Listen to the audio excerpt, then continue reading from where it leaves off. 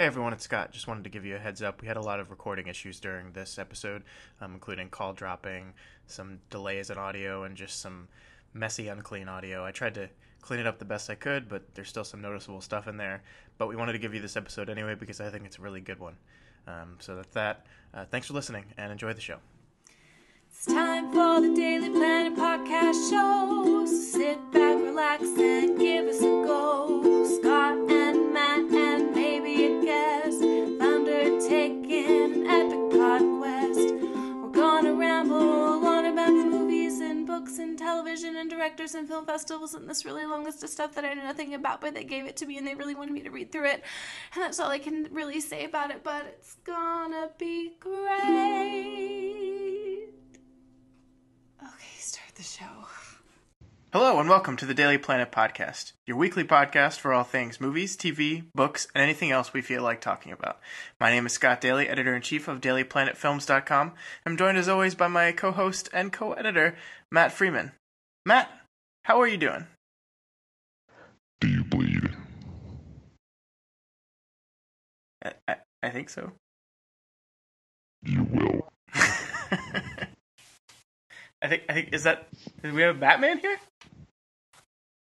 I think he was just in here. He just left though. I'm Matt, and I had a pretty good week. Yeah. That's great to hear, Matt. We're joined by 3-time in a row guest Michael Grubb. Well, howdy there, everybody. How's it going, Michael? Pretty good. So, if you couldn't tell, Joining you from where? From my Denton studio. It's a pretty nice studio, I hear. Yeah. Texas. So we are here, if you didn't get with Batman's presence earlier in the podcast, to talk about Batman versus Superman, Dawn of Justice. This movie came out last weekend. Michael, you've seen it. I have seen it, yep. I saw it as well. Matt, you have escaped the clutches of Batman v Superman. I've escaped, but I've read reviews shamelessly, so I know pretty much, it's just as good as having seen it. You know what everyone else thinks. Yeah.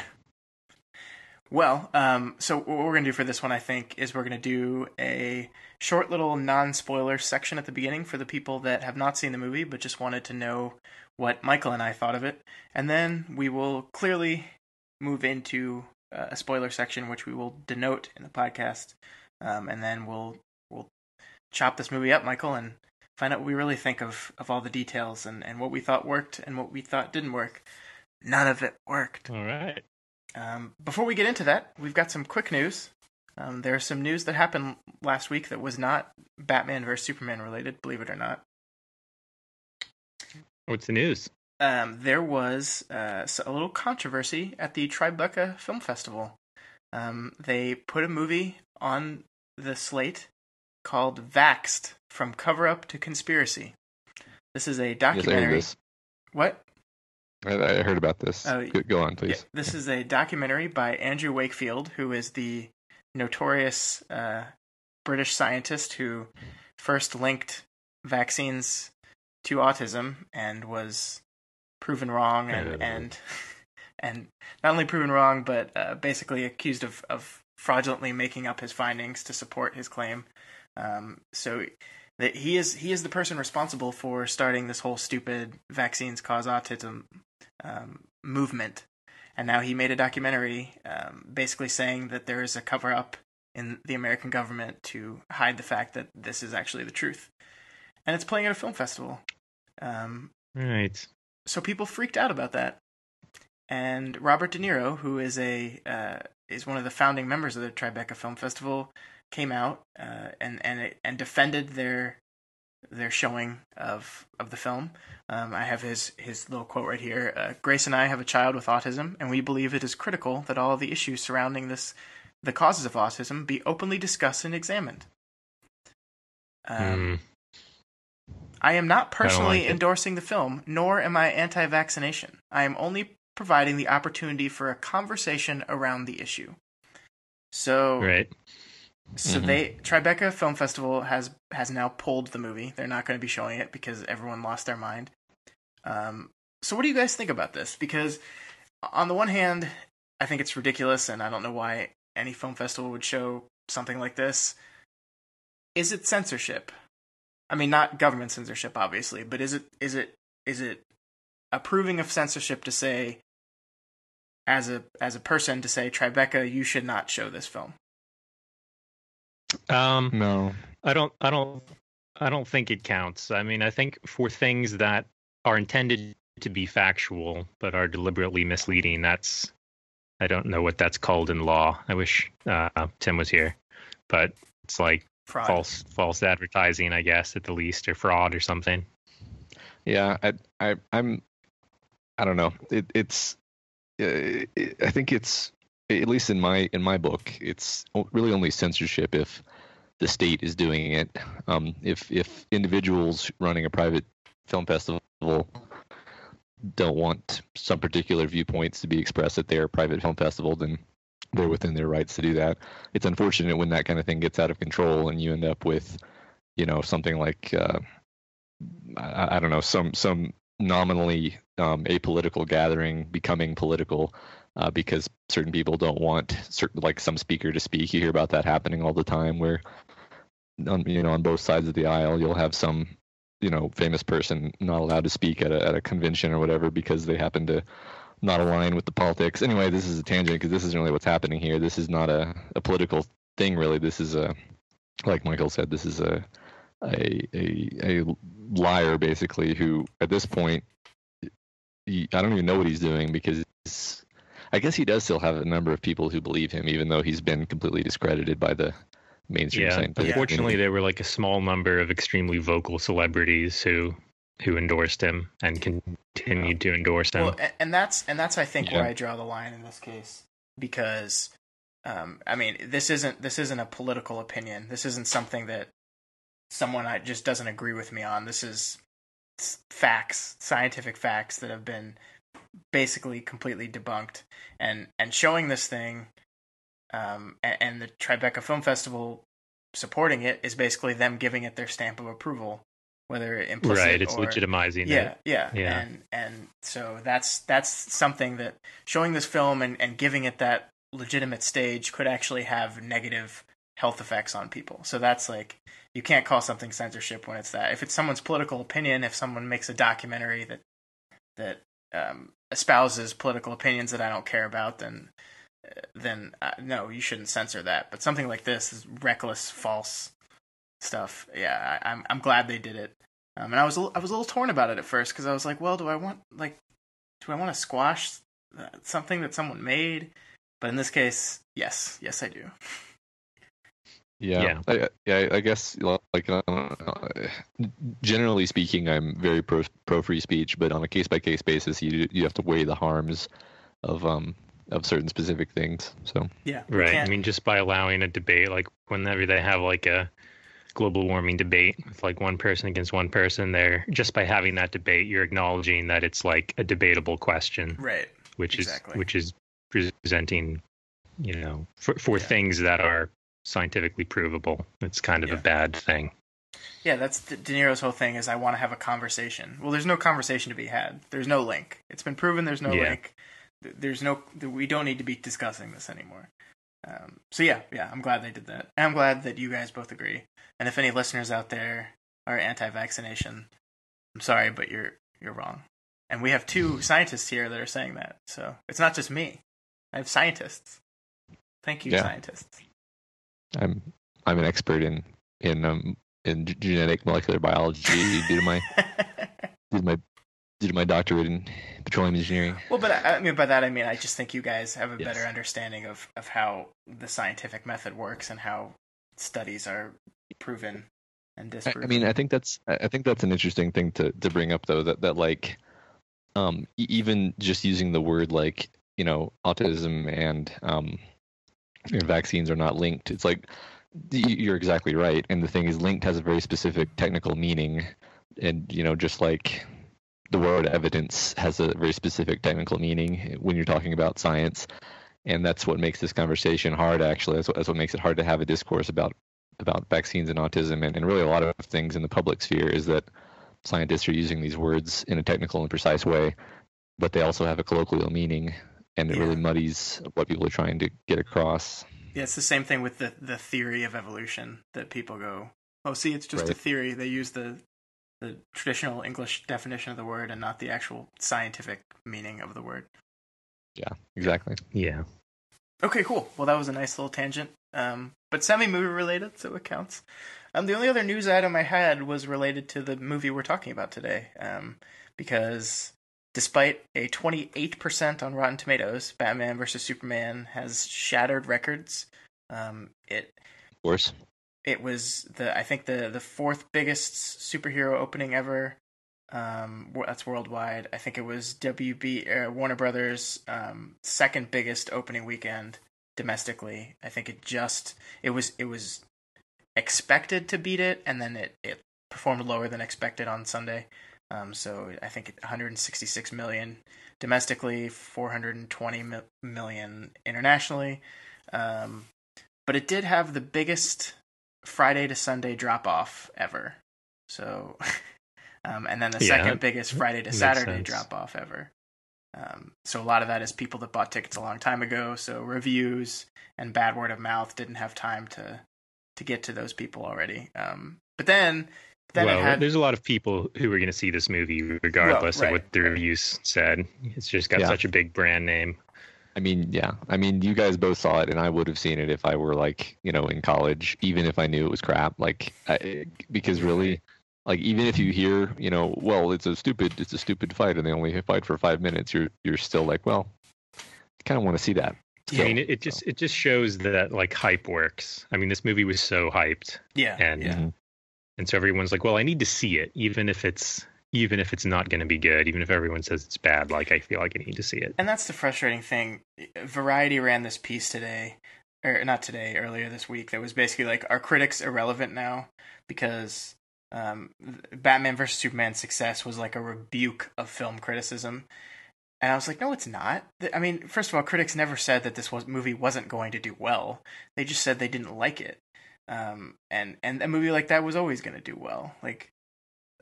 I think my favorite quote. There's types of movies that you'll that you'll read the reviews for first to see if you want to see it, and then there's movies that are related to things that you enjoy enough that you'll probably see it anyway. Like Star Wars. I mean, how many people? So many massive Star Wars fans. Even if the reviews were bad, people are going to go see it anyway because they just need to see it for themselves. Well, that's the funny part. Function. Sorry, go ahead. And I don't think there's anything wrong with that. I mean, no, I don't think there's anything wrong with it either. I just think to say that critics are invalidated by a movie being successful is a stupid thing to say. And to try to draw some grand conclusion about the role of criticism in film is dumb. I also think it's funny that we love critics when movies like Star Wars get really good ratings, but then we hate them when a movie that we like gets low ratings. It's just a movie festival or whatever that never would have seen a wide audience otherwise. But when it comes to a giant blockbuster, a giant movie made by a giant studio that has hundreds of millions of dollars into it and millions of dollars of advertising budget, then the critic isn't going to make any difference either way because the advertising has totally swamped it. So critics definitely have a huge role. It's just they don't have so much of a role when it comes to these movies that have so much money behind them. Yeah. And I mean, I think they also serve to at least start a dialogue or a discussion on something. These are people who are devote their lives and are paid money to be able to analyze and find things that worked and didn't work in movies. I think a lot of time there's and when I'm talking about critics, I'm not talking about myself here because I don't get paid money to write the reviews I write. But there's a lot of people that say, well, everyone is subject to their own opinion. And while I think that's true, I tend to think the opinion of a person who does this as their job and sees more movies than anyone and for a career analyzes movies tends to have a stronger and better opinion than a person that goes to the movies 5 times a year. Yeah, definitely. Depending on what you want to use reviews for, because if you just want to see if you want to like a movie, then sometimes I'll look at critic reviews. But these days with Rotten Tomatoes and stuff, you can also just look at audience reviews.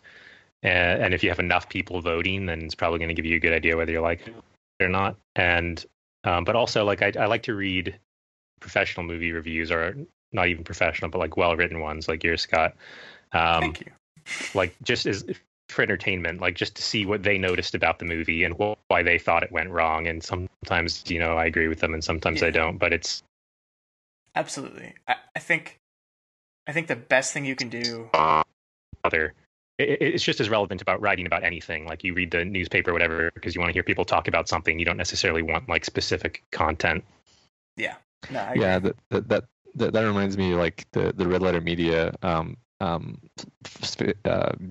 Star Wars prequel reviews were not really reviews so much as they're actually very educational in terms of like storytelling craft and filmmaking craft, and it's actually debatable whether they're using those lessons to talk about Star Wars or whether they're using Star Wars to talk about those lessons.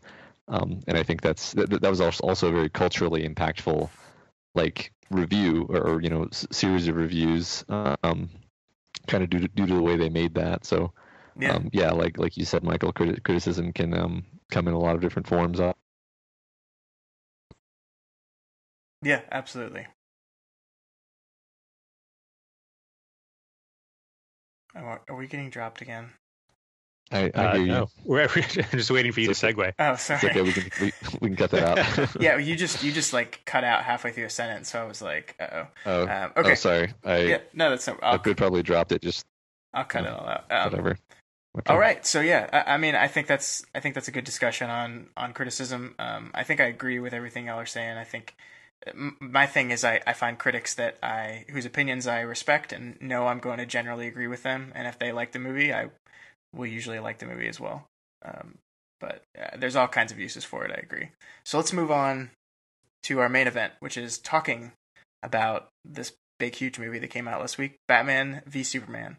And like we said at the beginning, we're going to do kind of an overall thing where we talk about what we thought of the movie from a 10,000 foot level without any spoilers, and then we're going to get into the spoilers. And Matt, you get to be the audience that hasn't seen the movie surrogate, so you get to stop us and ask us questions if we're going too detailed into it. All right. So let's start. Michael, why don't you tell me what you thought of this movie overall? All right. Well, I'll start by saying what I may have said before on stream. I don't like superhero movies generally. I haven't enjoyed most of I haven't seen a lot of the Marvel movies, but I've seen both Avenger movies. I've seen the first Captain America. I saw the Iron Man movies, and I think they're generally pretty silly. I feel like they lack tension, and I'm not really a fan of the genre. That said, I'm going to be devil's advocate a little bit here and say that I thought that a lot of things in this movie worked better than those movies. Wow. Okay. What do you mean by that? But overall, I mean, I would still say I didn't think this was an excellent movie, but because I'm comparing it to other superhero movies, I was pleasantly surprised. Yeah, and I'm gonna take the exact opposite side. I'm someone that actually really enjoys these superhero movies, for the most part. I've had problems with some of the later Nolan ones, and I agree that Age of Ultron was a movie that had a lot of problems with it. This is one of the worst superhero movies I've ever seen. I think Fantastic Four was worse, but that's about it. As far as this recent generation of superhero movies, I just didn't think anything in this movie worked at all. I think it was a conglomerate of a bunch of different things that didn't pay off in any kind of way. I didn't care anything about any of these characters. And I thought the movie was not very well directed either, surprisingly. I mean, that's an interesting thing we should talk about, because I think the main problem with this movie is the screenplay. And I don't think you'll argue too much with that point. The screenplay was terrible. The story didn't make sense in a lot of places. A lot of the dialogue was pretty empty. There were several directing moments that I thought were good, which is why I kind of disagreed with your review, where you seemed to place most of the blame on Zack Snyder, who is not a director that I typically have had a lot of respect for. But I thought he did several things really well in this movie, and I'll go ahead and mention a few of them now. One thing in this movie that I thought was successful was portraying the sort of feelings around Superman. And that's the idea that people were starting to get afraid of Superman. And this, he had a lot of shots, and most of the shots where Superman was with other people. He was floating slowly above them, looking down on them like some sort of god. There's a scene where he saves someone from a fire, where he like lowers himself with sort of a really uncaring look on his face into a group of people who are all reaching out to touch him as if he's like Jesus or God or something. There's another scene where Batman is in the middle of a chase and Superman comes out of nowhere and like sends his car careening and then peels open the lid of the Batmobile like it's like butter to get to Batman in a sort of slow and passionate way. And all of these things I thought were effective at showing that people were starting to think of Superman like a god, and Superman was finding it difficult to kind of maintain his human relation to people. Well, I mean, he didn't really try. I mean, I agree with you that he effectively communicated that Superman is an asshole. I don't think that serves the story that they were trying to tell. Well, at all. I wouldn't say he was the I wouldn't say he was the asshole even. I mean, he didn't do that much. It didn't seem like he cared that much on his face, but like he was still saving people. He wasn't doing like selfish things and being an asshole for the most part. But like I could buy how people were beginning to feel about him and how he didn't quite understand that. Yeah, I mean, I think we're going to get in that a little more detail in the full spoiler section, because there's a lot of the reasons why people started to turn on him that I thought were terribly written. I don't. Yeah, a lot of the plot reasons were ridiculous. I see what the movie's trying to do, and I see that the movie's trying to set. It's trying to make you both understand why both Batman and Superman would want to fight each other, so it's kind of portraying the bad sides of each of them. I mean, Batman in this movie brands people with a bat symbol, which makes them targets in prison, which doesn't make sense to me. Like, wouldn't that just start like a anti-Batman club in prison? Like, I didn't quite. That was sort of a reach, definitely. Yeah, and I thought the Batman character was done much worse. Like, I think the idea was supposed to be that he was like old and jaded, and I got the whole thing they set up in the first scene. The first scene I thought was fine, actually, which was the end of Man of Steel, but from like a person on the ground's perspective, where like buildings are collapsing and yeah, I actually thought that was like the only effective scene in the movie. Yeah, I thought that was fine, and it gives you a good reason why at least Batman wouldn't necessarily like Superman. Like, Batman is an intelligent enough and like, you know, cold enough character that he wouldn't blame Superman for that. I mean, obviously everyone knew that, you know, there was some evil giant Zod general guy who was going to kill everything, but I can see why he wouldn't necessarily love Superman. Yeah, because he's seen what he could do. So, and I guess that's and I don't want to get into. We talked about Matt when we talked about Man of Steel. We talked about how I thought that wasn't a good portrayal of Superman. I don't think this is either. I think Zack Snyder hates the character of Superman. I think there's a scene in the movie when he says he has Perry White yelling to Clark Kent, "This isn't 1938 anymore," which just so happens to be the year that Superman comic came out. I think that was very deliberate. I think he thinks Superman is stupid, and I think Zack Snyder is more interested in in deconstructing the Superman myth than he is in actually talking about these characters.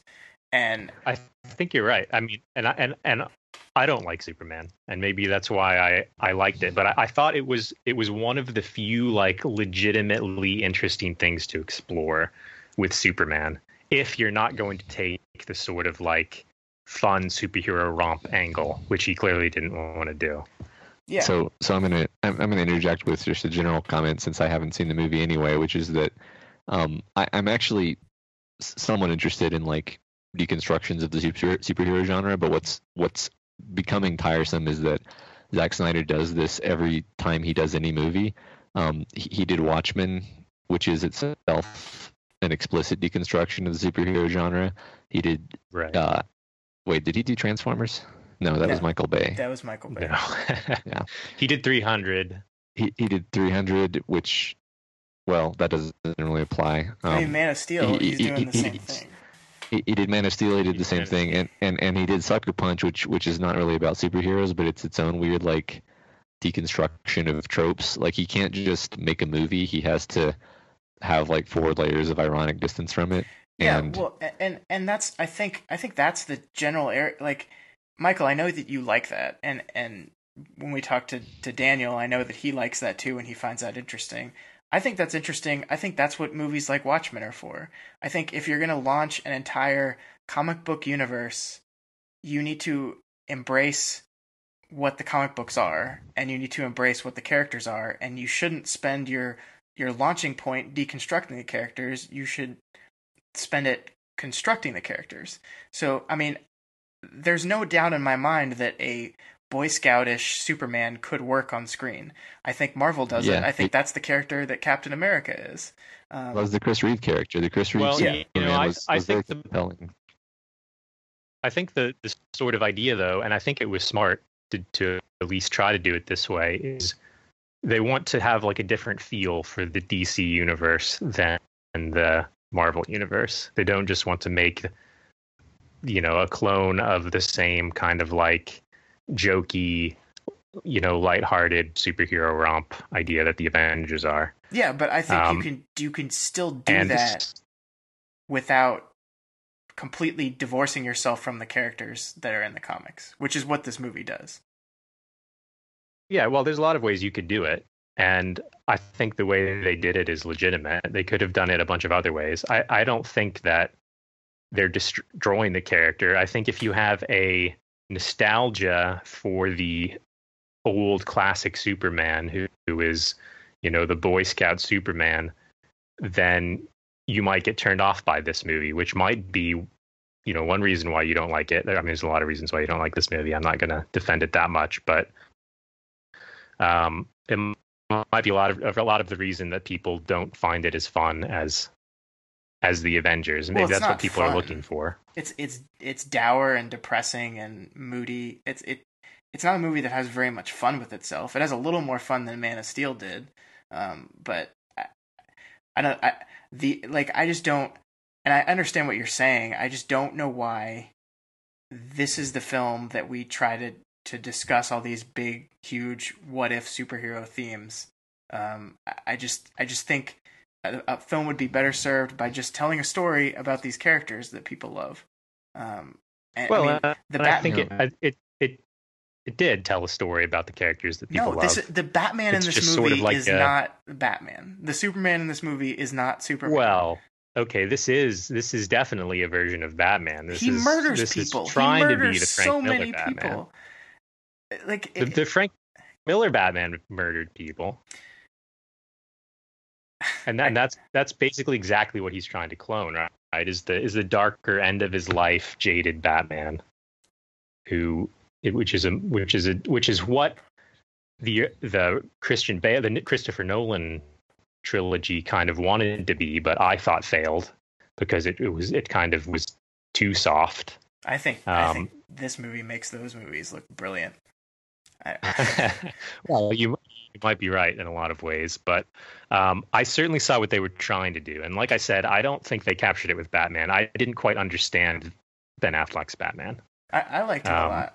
I liked Ben Affleck's Batman a lot. He's not really the Batman that I see, but he's an interesting character. I like that it's really embracing he's kind of nuts now. He's gone fully kind of crazy. I mean, he literally quotes Dick Cheney in this movie. I didn't see that enough. Like they told most of the story through him. They didn't try to tell the story through Superman's perspective too much, which was a good choice because they were making Batman is a lot more human in this one. The whole point was that, you're not supposed to see Superman as entirely human anymore. Which is not Superman. I mean, it is. Well, it is though. No, like it thinking isn't. about Superman in today's time, like he's not human. But Yeah, Like it would be weird for people to treat him like too normal.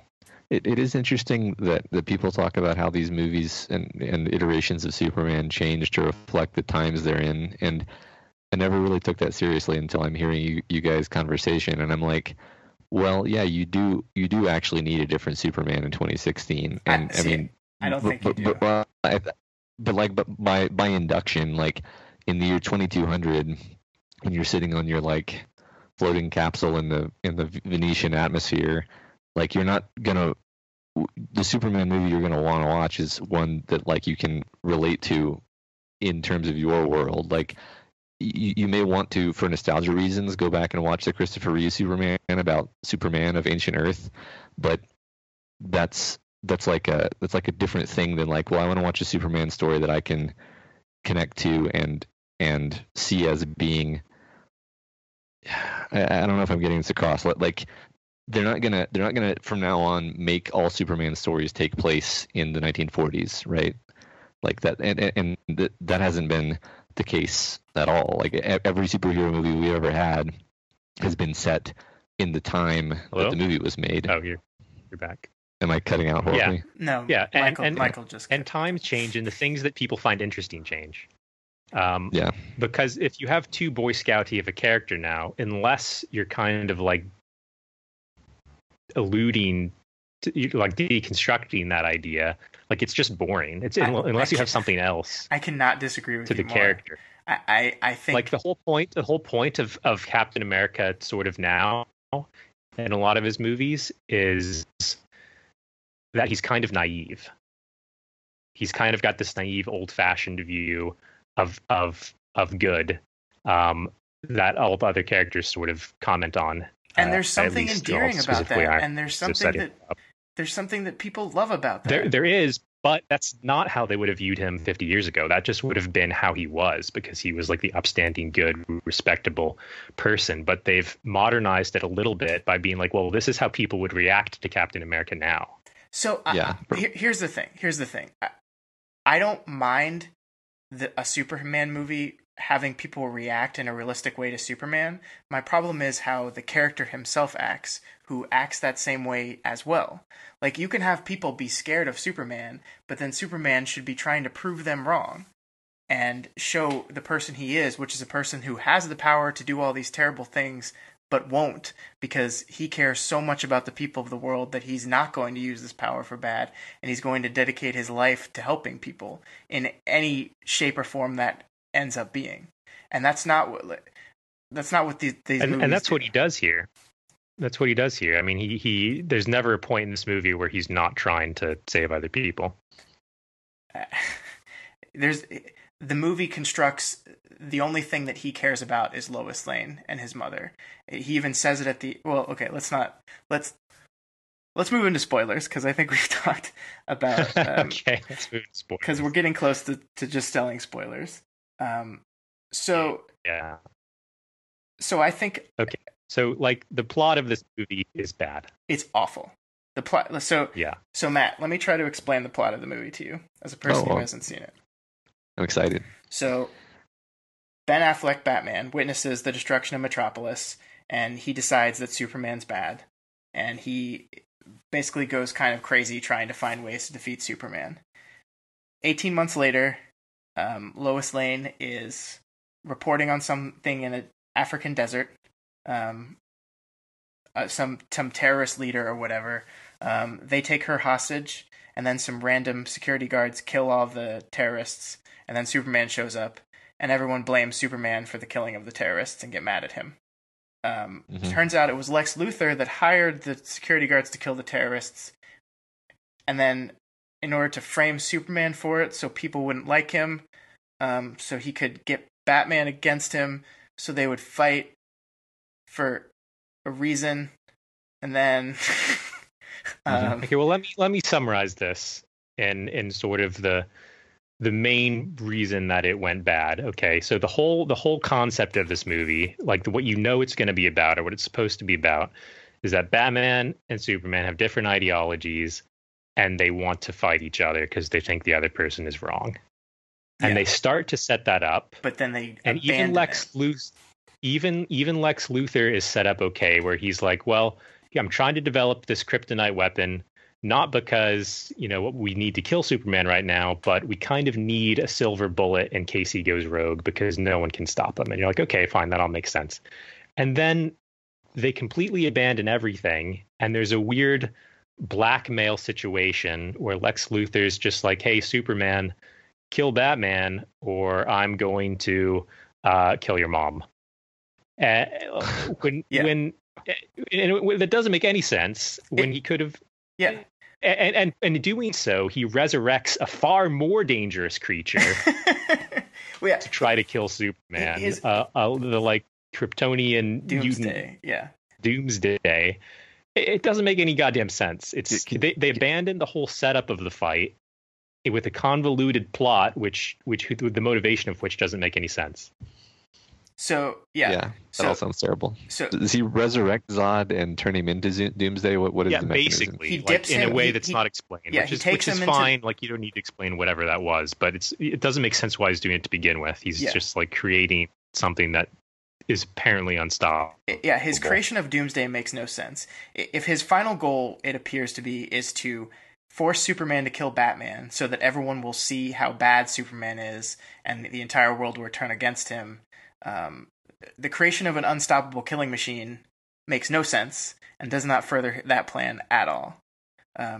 The worst written scene in the history of the world was after Superman and Batman have fought for about 10 minutes.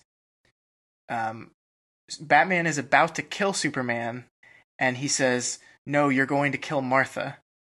And the reason they bond is because both their mother's name is Martha.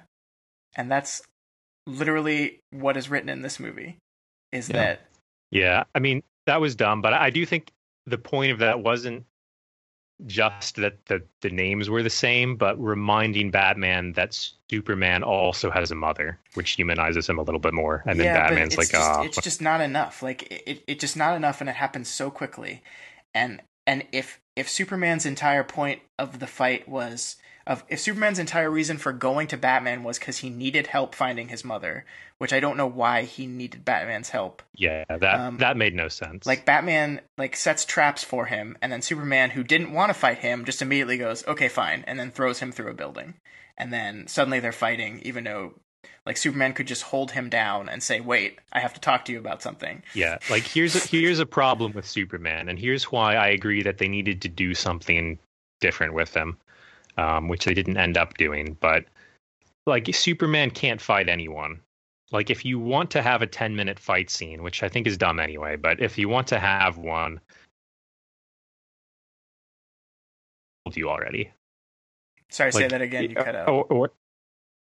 So if Superman, you can't have a 10-minute fight with Superman, because if he wants to, I guess he wouldn't kill you, but if he wanted to stop you, he could just have you bound before you could blink an eye, basically. Right. And the fight would be over. Like any non-other Superman person, you just can't have a 10-minute fight with. But they did it here for some stupid reason.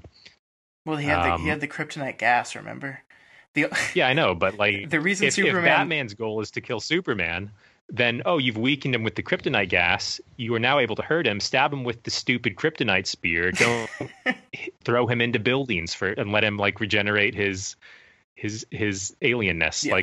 What the hell? Well, Batman versus Superman makes no sense anyway. That's like Zeus versus Sherlock Holmes. It's not coherent. And that's I think that's the core thing that's a problem with this thing. I think it's interesting for them to be two heroes that have opposing ideologies, but the actual physical fight is not something that's ever going to be interesting. And everyone's complaining about, the fight only lasted 5 to 10 minutes. I'm like, well, how much longer could it have lasted? What else could they do? It was way too long. Yeah, it was. It was overly long. It was stupid. And the point of Batman is that he's supposed to be clever. In the old Justice League sort of cartoons. His job was mostly like the guy at the Bat computer, like figuring crap out. And he could have come up with some like plan where he distracted Superman with a bunch of things going on. I don't know. I mean, I don't know what his goal was really, but it didn't make sense. I guess the idea that he trapped him with the kryptonite gas was fine, but then like you just can't understand why he drags it out. You're just like, God, just stab him. Yeah. It really seemed like I thought, at least until I started hearing stuff about it, I was like, okay, Batman versus Superman, that the obvious way you do this is most of the movie is kind of a complicated cat and mouse game where they're never engaging each other directly, and like Batman is basically trying different like traps and experimental ways of trying to get at Superman, and Superman is, sort of being himself and not succumbing, but he realizes Batman is like not gonna. He basically realizes Batman could potentially kill him, and then he has to actually go after Batman, and then it becomes a real kind of war. And you're exactly right. The least interesting way to do that is to have them punch each other because of the power differential in terms of punching. And when you have a very clever character, then a clever character knows not to get into a fist fight with Superman. Yeah. Well, and how they made Batman clever was just by making Superman really dumb. And again, this is Zack Snyder. I don't think liked Superman. He acts like a brute during this fight. He just recklessly charges into him. He doesn't use like any of his powers besides his laser blast eyes. Like the dude has X-ray vision, and Batman like drops a smoke cloud, and Superman just goes barreling through it instead of like using his vision to look through it. Like it's just not a good fight. It's a stupid idea, and it's stupidly executed. It's not a good fight. And yeah, but I think the decision that was correct, which they actually undermined at the end, was that Superman should die because he's too powerful to be in a movie with tension. Yeah, so like Matthew explored this idea that he's too powerful, he should die. Okay, but he dies in the stupidest way possible. Okay. So the third act of this movie is everyone getting together fighting Doomsday. So Batman and Superman both have a mom named Martha. Batman completely forgives him because of that, and then goes off and saves Martha. And then they all meet together to fight Doomsday, who looks terrible, by the way. Like the CG work on Doomsday looks it's just boring and bland. And Doomsday himself isn't an interesting character. It's like this just amalgamation that has no motivation besides just destroying things. And it's another one of those he's like literally a troll from Lord of the Rings. Yeah. It's nothing. It's boring and dumb, and they keep they say 7 times, every time we hit it, it only makes him more powerful. And they keep hitting it. I don't understand. So there's this whole it didn't make any sense. Yeah. And I guess we can talk about the fact that Wonder Woman is in this movie, and the way it's structured in the movie, and you and I talked about this briefly in our initial reaction, Scott, is that it's clearly meant in the movie that you're supposed to be wondering who this girl is who keeps showing up and being like, is that Wonder Woman? Is that Wonder Woman? And then she's supposed to reveal herself within the final fight, and you can be like, yay, it's a Wonder Woman. We love Wonder Woman. But they just spoiled it in the trailer. Yeah. And basically, nothing happens in this movie that's not in the trailer, except Superman dies at the end. Yeah, that's it. Spoiling both the Wonder Woman and the Doomsday reveal was a really interesting marketing decision. Because you think that the Batman v Superman thing would be enough to get people in the theater. But then they showed their entire hand, and it was a shitty hand, but they showed it anyway. I thought Wonder Woman was good in this movie. She just didn't have anything to do, really. I thought she was fine. I mean, her inclusion in the movie have changed anything that went on in the movie. Yeah. She was only included because she was Wonder Woman. She didn't contribute anything. Yeah, that's true. So speaking of which, she was fine. The rest of the Justice League is also revealed during this movie. And Matt, I want you to think of the most boring cinematic way to reveal a character. And I guarantee you will not come up with a way more boring than they reveal these Justice League characters. So here it is. In the Okay. end of the second act, at the start of the third act, just when action is rising and everything's starting to happen, Wonder Woman gets a file from Batman that has a bunch of files on it with each character's symbol on them, that he hacked from Lex Luthor's computer. So Lex Luthor not only found the Justice League, but he gave them their own symbol and name, I guess. So he's like a whiz at marketing. And it's just pictures and shitty video of each character. Like it's like the Flash, like security footage of the Flash witnessing a robbery. I'm going to disagree with you actually, because it's not just a file. It's basically a short clip, which is all from like security camera footage or like deep sea exploration footage, or like a video diary of a mad scientist, with a short scene where like the character like does something that tells you who they are. Like the Flash like disappears momentarily from the frame and like everything's moving around from the wind of his running. And like there's like a half of a person being constructed who's going to be Cyborg. And I thought that part was done fine. Like you don't want the characters to actually be there, because the point of the movie is already stretched so thin. You don't want like to introduce a bunch of random characters. You just want to sort of acknowledge like who they're going to be to set up the Justice League movies.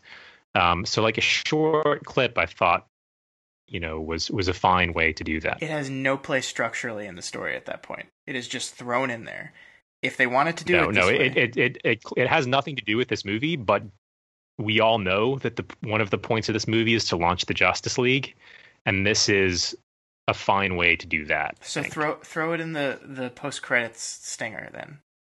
Like it has no place in the movie as it is. It is just a random scene thrown in that halts all action, so we can watch security footage play on a camera for 5 minutes. But if you're going to do that, you might as well also remove Wonder Woman from the movie for the same reason. Like she didn't add anything. She just kind of like at least at the end you can have the talk between Batman and Wonder Woman, and it's like, there are more people out there like you. Will you help me gather them together?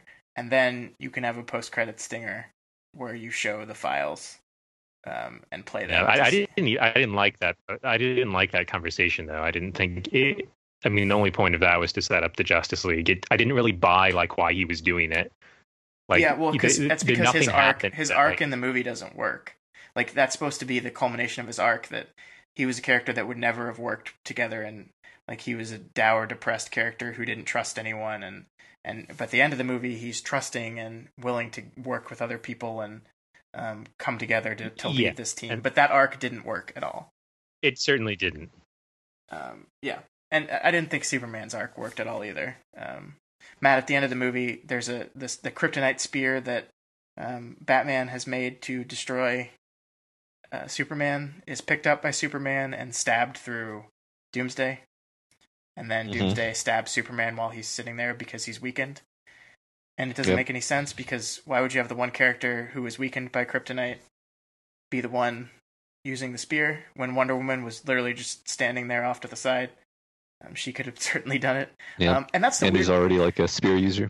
That's the weird thing about this movie is it brings. I think he just wanted to kill himself. It brings the Trinity of the Justice League together in that one scene, and they all stand there looking cool, and it's supposed to be like your Avengers moment where it's like the DC Holy Trinity. And then the rest of the fight, they don't work together at all. They don't talk at all. They're just each individually attacking Doomsday on their own. They don't coordinate. They don't do anything. Right. And it's just like, is that what the Justice League movie is going to be about? That's boring. Yeah. So did they integrate Wonder Woman into this movie? Because my impression from like trailers and my osmotic understanding of the story is that it's like there's this movie about Superman and Batman, and then this mysterious woman actress is in some scenes, and then suddenly she's there at the end, and that's you only know right. you only. Right. And it's like I mean I'm moderately of the nerd culture, and I don't know anything about Wonder Woman.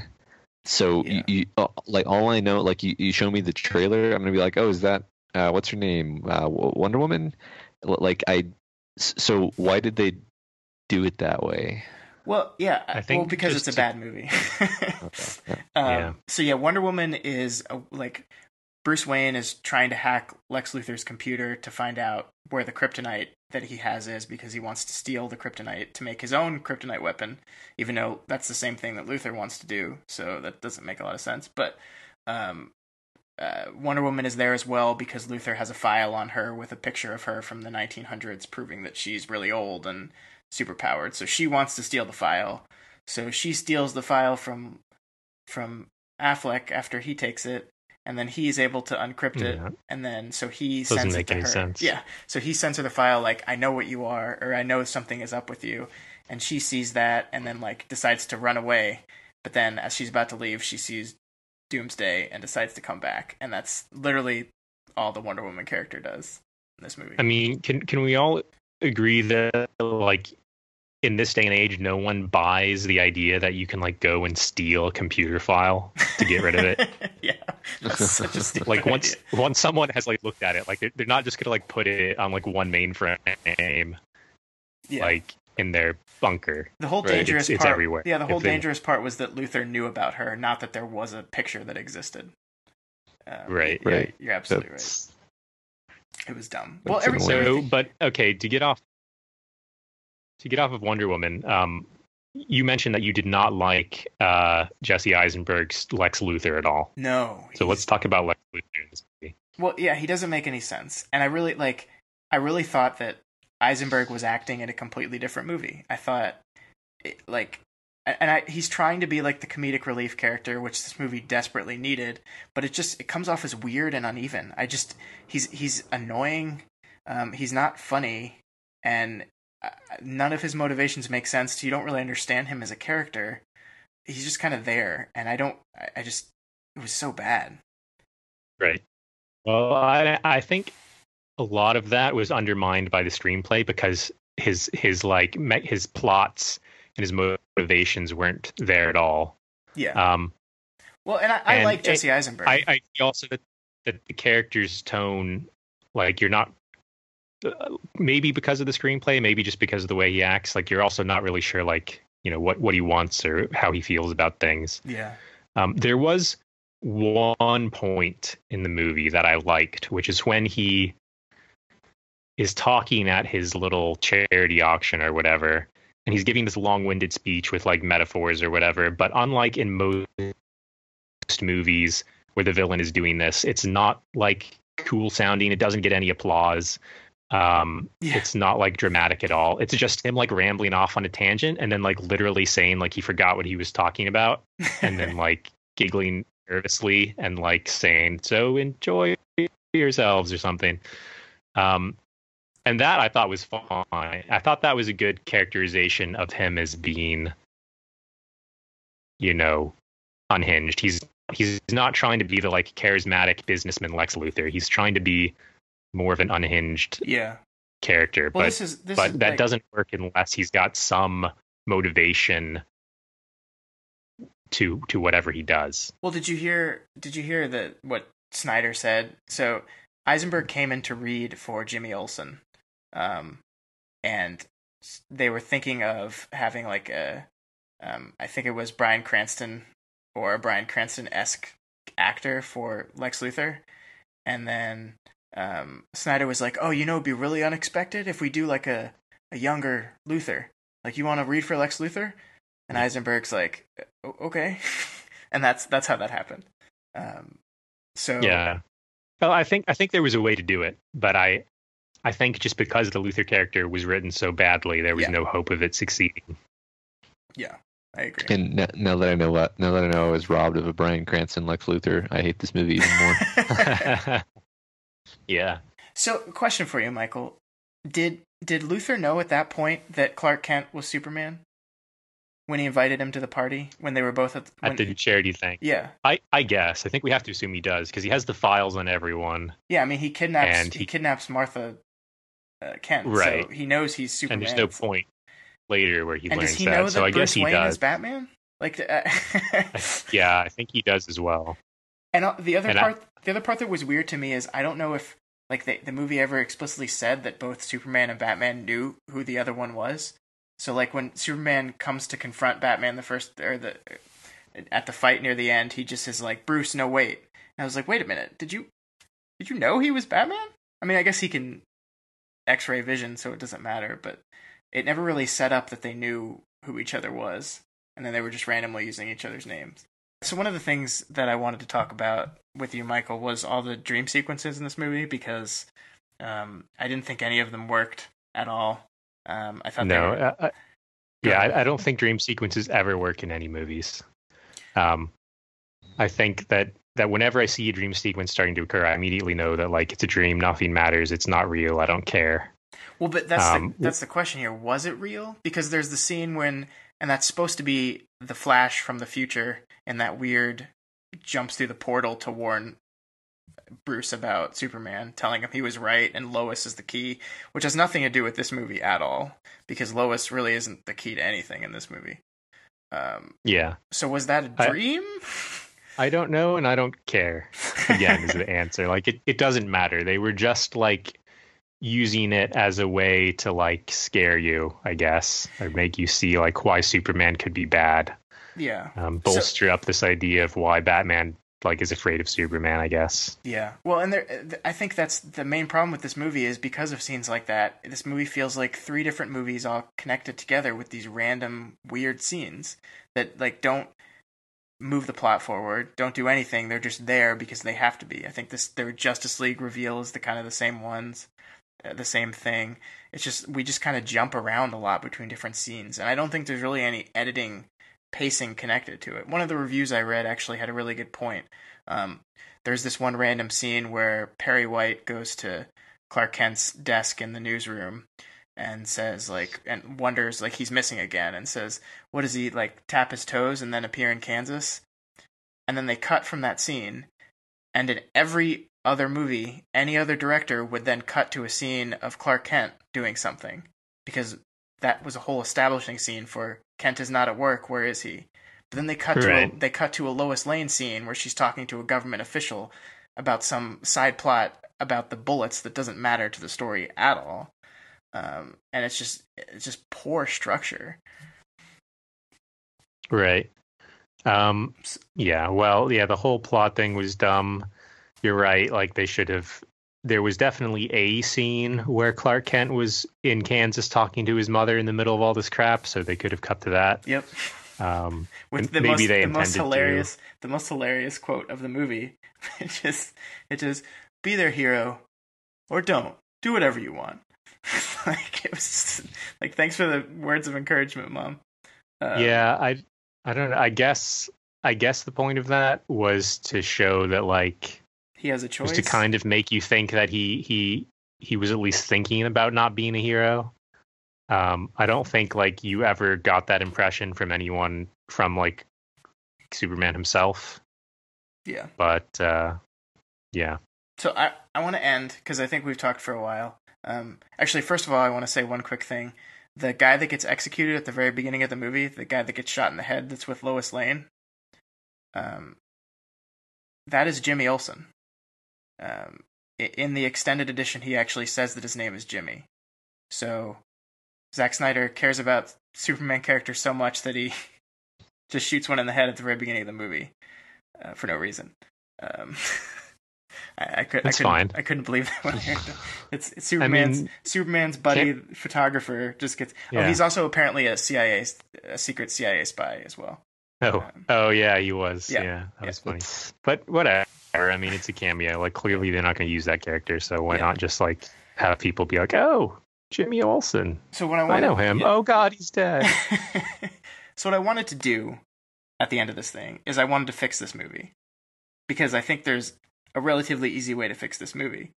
And I think there's a character already existing in the Superman universe that could fix all the problems with this movie. And his name is Bizarro Superman, which is a semi-Superman looking kind of weird clone thing that I believe if you put it in this movie in the place of Doomsday, you kind of solve a lot of the problems I have with this movie. So... And you'll have to tell me if this sounds bad or not. It might. But Lex Luthor uses Zod's body to create a weird, Bizarro Superman. You don't have to explain how that works. Let's just say it works. Bizarro Superman is like, he trains him, and therefore he like follows him. So he sends him out to kill some people, which is caught on camera, and people start to freak out about Superman turning bad, which galvanizes Batman to want to kill Superman. So you get your actual fight between Batman and Superman still. So I mean, I think that's doable. Yeah, I see how that could work. I mean, it's certainly better than what they did. Yeah. But I think the only thing you would lose there is it's not that people are starting to not like Superman because he was framed, although they did weasel out and do something like that in this movie as well because of that stupid Nairobi situation at the beginning of the movie. And the Senate bombing. So we didn't talk about the Senate bombing. Yeah, it was the dang Senate bombing, yeah. That didn't make any sense. I mean, like, I mean, that kind of did make sense because no one was actually suspecting that he blew up the Senate, but they're like, he didn't stop it. Why didn't he stop it? And that's like exactly what sensationalist media would like spin it to be. Right. They're like, let's all ask the question: why didn't he save everyone? Is it because he's evil? It's interesting that they went immediately to the fact that he didn't do it. Like, I thought there would be at least some talk about, did Superman cause this? But no, it's like, it was some suicide bomber. Like, I thought that was how do they know that his wheelchair exploded? I thought that was fine. I mean, I don't think in this world like people would have just been like, oh, he blew up the Senate building. Like, he clearly had no pretense for doing that. But yeah, I thought it was. I didn't think it would added that much to the movie, but I thought it was fine. I really think in order to get Batman to a point where he's more believably against Superman, I thought it went on its way. Like, I think him witnessing the stuff in the beginning was good, but I think there needed to be an actual event where Superman did something wrong. And if you don't want to, you know what I think it should have been? I think it should have been a fight born out of jealousy. Because it's set up that Superman has only been around for like 2 years, right? But Batman has been doing his thing for like 20. And suddenly no one cares about Batman anymore. Maybe Batman's not getting any like respect in Gotham, which is like where he uniquely operates. And he's certainly not doing any good in Gotham. Like, criminals just keep like appearing, but Superman's getting all the credit. And I think something more along those angles would have been more interesting. Like, you've already tried to set up like sort of imperfections in Superman, or maybe not even imperfections, but like kind of the flaw of the idea of Superman. Like, you should have explored more the flaw of the idea of Batman. I know they were trying to make him like jaded in this movie, but it didn't really come across. Like, I think the motivation for the fight should have been petty but very believable, and capitalizing off the most human parts of both characters. Yeah, I think that's a good point. I just think it was probably afraid to go there. Greed and pettiness is while very relatable, is something that we don't want in our heroes. So I think the movie was afraid to go that far. Yeah, and because it didn't go really to either spectrum, I think that's why it didn't work, because it tried to explore the human serious parts, but it couldn't make itself fully. It still had a ridiculous, like, fight scene for no reason and stupid villain, unexplained plot. But it also, it didn't do those in a fun way. So yeah, well, I think it wasn't like a classic superhero thing. It's one of the main problems with these pitting superheroes against each other thing, and I think Civil War is going to have the same problem. Is you want to make both sides of the fight relatable without making the other one seem like completely the wrong thing. So you kind of have to make both of them right and wrong at the same time. And I think that's very difficult to do. I think it would have been better if they were just both wrong. And then Batman actually succeeded in killing Superman at the end. Well, it was all his fault. You can't have that happen. That would have been great. And then Batman had to live with his guilt over basically screwing over the world. Like, as soon as this happens, then some terrible thing appears from space that's threatening like humanity, and Superman was the only one who could have stopped it. And that's why the Justice League needs to get together, is to stop this thing. And everyone blames Batman for the next movie. Yeah. I think there's some validity to saying it needed to be one end of the spectrum, because like your Bizarro idea, Scott, like that can only work if you embrace the silliness Superman, and you do like, you know, the scene from the Christopher Reeve Superman movies where Zod comes down and asks someone where he is, and the guy says Houston, and then Zod refers to Earth as Houston for the next several scenes, and it's just intentionally it's making fun of itself while also containing tension, because you can totally do that if you're a deft movie maker. But what this seems to be trying to do, not that I've seen it, but it's like it tries to take all the corny parts seriously, but then it doesn't actually execute on making it have emotional depth. Yeah, it wants to be the dark, gritty Nolan films, but it also wants to have the comic booky elements in it, and they don't mesh. I think you're right. I think I'd have to go one way or another. Yeah, I mean, I don't think that the Christopher Nolan movie's committed either, but that's another podcast, I guess. I mean, I think they committed to dark and gritty. I mean, we've talked about how much those movies work or don't work in the past, but they're definitely gritty and trying to be as realistic as possible. I mean, like, I think just because you don't have any like naturally lighted scenes in your movie doesn't mean it's dark and gritty. Well, like, it's literally dark. I'm not talking, but just it's not darkness.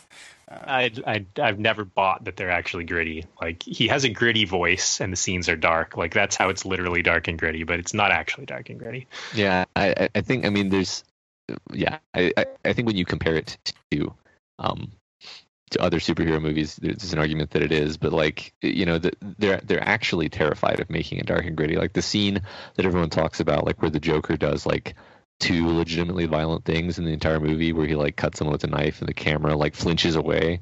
It's like, this isn't Seven, okay? It's barely even implied that he killed this guy with a knife. I don't think dark and gritty means showing explicit violence, though. I mean, yeah.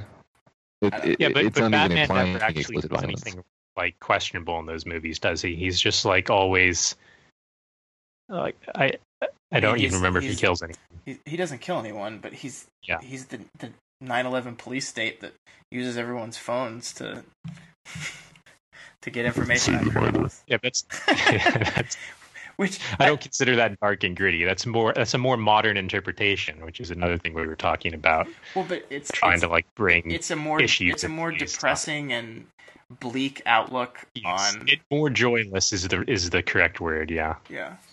But anyway, joyless interpretation. We're getting off topic. But yeah, I don't think this movie works. I think even if the themes that you're talking about, Michael, I don't think it lands on any side of them. I think if we're trying to say, you know, how would the world react to Superman? I don't think there's a conclusion to that, because I think halfway through the movie it just kind of completely abandons that whole thing and goes into some other weird, silly movie where they're fighting a weird-looking Ninja Turtle guy. Yeah, I agree.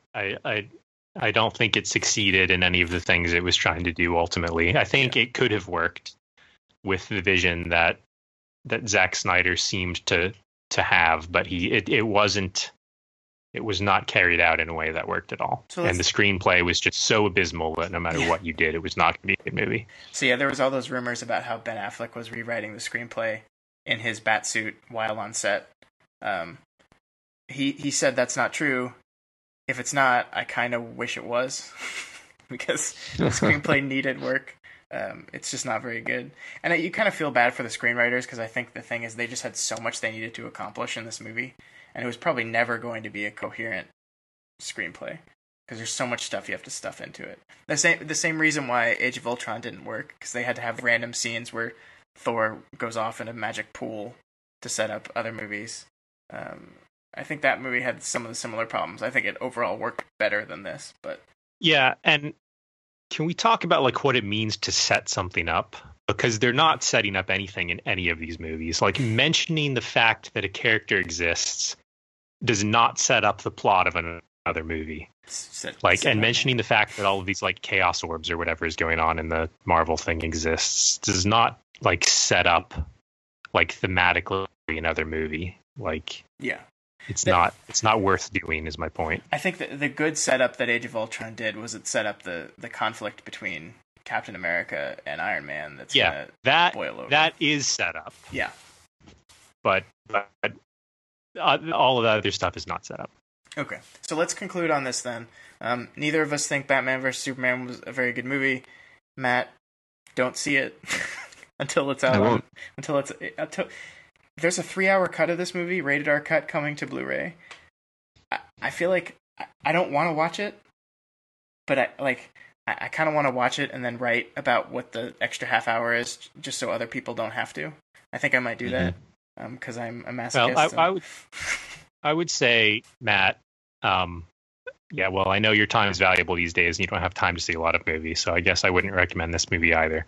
But to a normal person who likes talking about films, I would recommend seeing this movie just to see all of the things that worked and didn't work. And I think there's a lot to be learned from this movie in terms of like ways you could make a superhero movie and ways that superhero movies can fail. And I think, I enjoyed having this discussion about it anyway. Yeah. So, final question. Is Zack Snyder a good filmmaker? Well, that's kind of an unfair question. I don't want to... Nope. I don't want to personally, debase Zack Snyder and whatever his creative ambitions are. That's what we do here, Michael. Come on. But I would say personally, I don't really like any of his films that much. He has a distinctive visual style, which I think is pretty good, but I don't think he generally uses that style, or in the past has used that style with like a movie that was good underneath. He just kind of made parts of bland stories visually interesting. I think that's absolutely correct. Even this movie, I think the opening scene, we've seen Bruce Wayne's parents die. It has to be 100 times now. And I still kind of liked what Snyder did with it. It's not great, but I enjoyed it. I also enjoyed when Bruce falls down the Batcave and the bats kind of lift him up. I thought that was, imagery-wise, a cool-looking scene. Yeah, and there were a lot of cool-looking scenes, like I said, like a lot of the Jesus Superman scenes I was talking about. I'm so sick of Jesus imagery for Superman, though. And they're gonna. Well, now he's dead, so he's gonna rise again. So that's freaking more Jesus. And there was a spear of destiny too, which was more freaking. The reason Christ it was references. good to me is because it was so unsettling. I also liked it. I thought it was pretty brilliant. I don't know whose idea this was, but having him save people during a Day of the Dead celebration so that the people reaching out and touching him all had skulls on their faces. That was actually pretty smart. So yeah, I think I don't think Zack Snyder is a complete hack who knows nothing about how to shoot a movie, but I think he has not thus far been working with movies that I would consider good. Yeah, and Matt, I know you haven't seen the movie, but what do you think? Yeah, I like 300, but I think I've said this before in some context that I like 300, but then I end up walking out of the room at certain points because it's just boring. And I don't know again if that's directing or screenplay or what. I think he has a hard time making things interesting unless they're action. And there's also some action scenes in I think Sucker Punch that are just garbage. Where the camera is just spinning around and around and there's just too much crap happening. And I think now that I have the new Mad Max movie to judge things against, I'm actually a lot harder on things like that where it's just full of visual noise and the camera's spinning and spinning, because now I see oh hey, you can actually convey a tremendous amount of complexity without making it make the viewers want to throw up. Yeah, I completely agree. Yeah, and I'm just bored of fight scenes in general, to be honest. I think they should be cut to a minute at the most. Well, and I think the reason why the Mad Max scenes were so good is because they were heavily storyboarded. The editor was involved in the storyboarding along with the director. So you kind of knew exactly what the film was looking like as they were shooting it and as the editor was sitting down to edit it. I don't think the same thing happens in Snyder movies. It definitely, I don't think, happened in Batman v Superman. Yeah, well, and we should point out that in Mad Max, there's not really an extended fight scene. There's car chase scenes but no individual like slugfests lasts that long. I mean, there's no such thing in real life as the closest thing you ever get to that is like a UFC bout. Right. And they still those take don't breaks look every couple anything minutes. right. And those don't look anything like a movie. Those are actually boring to watch. Yeah, there's like this sort of weird wrong idea right now that to like make something exciting and like thrilling, you have to have an extended fight scene between two people. But that's like not like I don't think anyone actually enjoys that. They think they enjoy that, but that's not like the part they enjoy. Well, am I wrong in that? No, I think you're right, especially when they're filmed so boring nowadays. Like, yeah. Matt, there was that Every Frame a Painting video we watched about Jackie Chan choreography and how to properly film and not film and how to properly cut a fight scene, and how most fight scenes, you have someone punching someone, they cut right before the punch lands, and then you cut to a reaction of the punch scene, and that's just boring. And that's how most fight scenes are cut now. Or you cut to an insert of a CG scene of a monster getting hit or something. And that's boring. Yeah. You're right. It's not kinetic. It doesn't work. It gets old really fast. You're absolutely right. Even well choreographed, if it's not cut or shot interestingly, it'll get boring. Yeah, well, and also it's 100% about the stakes of the fight. Like, I think that if you had really amped up, like if you had the audience just on the edge of their seat waiting for Batman and Superman to fight, then you could have actually had a fist fight that had some satisfaction to it. But like, I mean, I don't know. I hate to bring up the Star Wars because I feel like I bring up Star Wars all the time, but the one thing the new movie did moderately well was the lightsaber fight at the end was pretty short actually in terms of like screen time, and yet it accomplished all of its dramatic aims.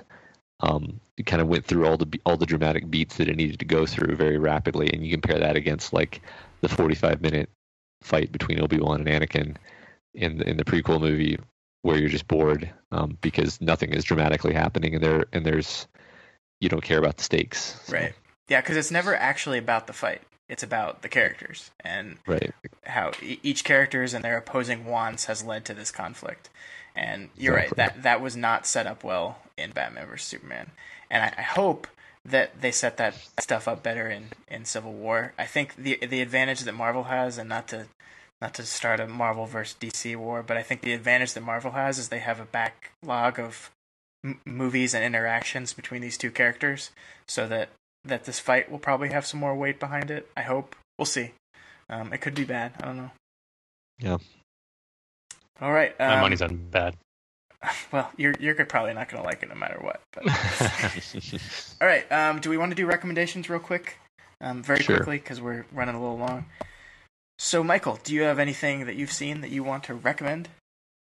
I'll recommend something that I didn't see recently, but is topical, which is the only superhero-y thing that I've ever really enjoyed, which is Teen Titans, which was a cartoon that aired on Cartoon Network like 10 years ago or something now. Mm-hmm. I'm sure they're all online, and I really like that show. That's a good one. Did you ever watch Batman the Animated Series? Because I think that's the best superhero cartoon. Yeah, I did. I see why you like it, but I was just never that into it. I guess you don't like Batman, so it's kind of hard to... Yeah, Batman I've always had a problem with. Is Teen Titans, do you know if that's streaming on anything? I feel like it's probably streaming on Netflix, but I don't know. Yeah, the whole Batman animated series is streaming on Amazon right now, which is Have amazing. You watched it recently? Does it hold up? I've watched about half the first season, and yeah, it's good. It's really good.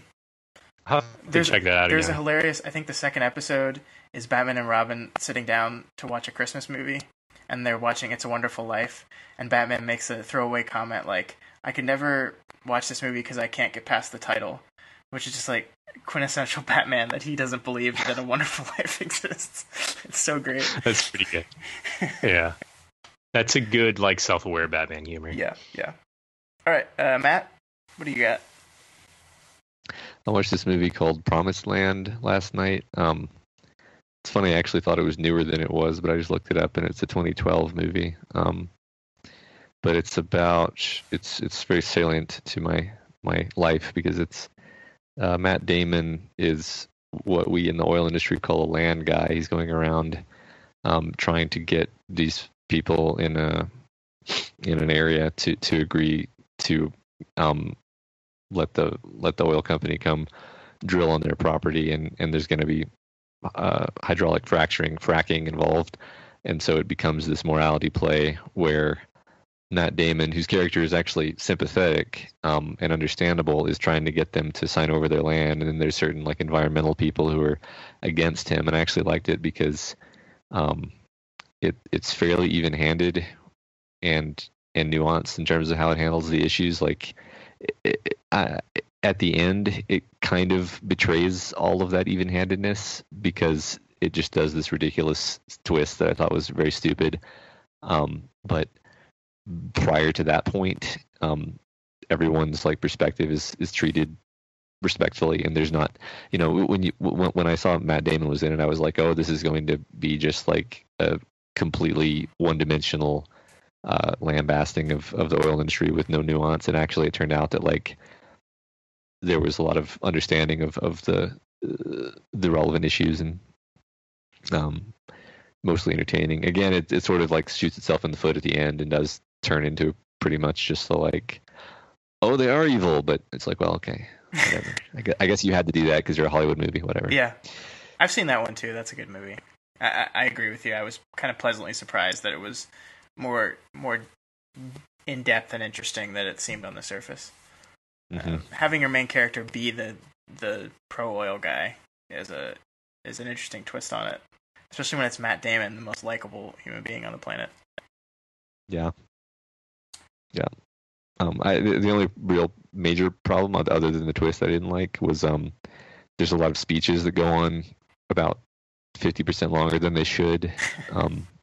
Just in terms of like how people speak in real life, you sort of know when someone's natural speech should end, and then they just keep talking, and then you're like, okay, well, now I know I'm watching a movie and I'm distracted. Yeah. You kind of see that a lot in political movies. Yeah, feels like scripted dialogue. Yeah. Yeah. Not everyone can be Aaron Sorkin. Yeah, right. All right, my movie, my thing, I guess, is a movie that I actually watched just a few hours ago, called Hello, My Name is Doris. This is a independent film starring Sally Field as a older woman whose mother has just passed away, and she spent her entire life taking care of her mother and working in data entry and accounting at a job in New York City. A new, younger 20-something art director comes in to work for the company, and she's attracted to him and like decides to kind of turn her life around to try to win this much younger man over. It's kind of just like this adorable little film.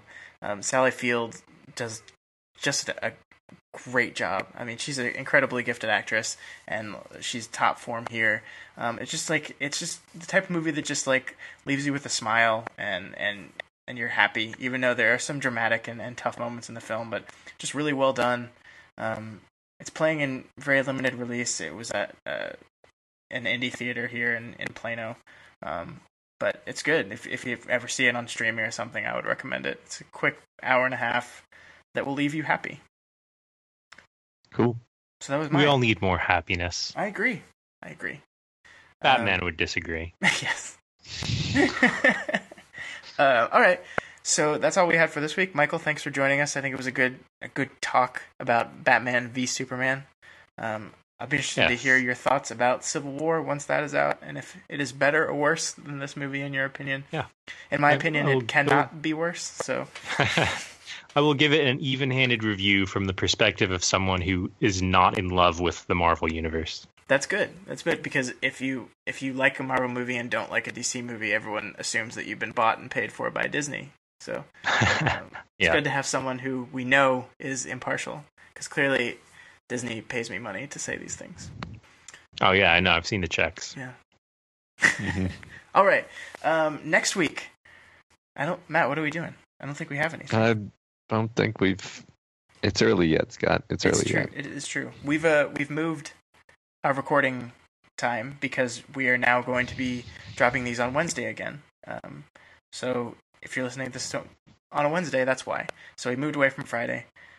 Wednesday is better, I think, by the numbers and just for general enjoyment, because I know people listen on the way to work, on the way home from work, all that stuff. So Wednesdays.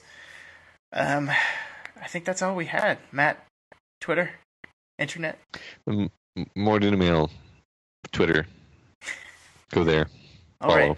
right. I am on Twitter as well, at ScottDaly85. That's DALY.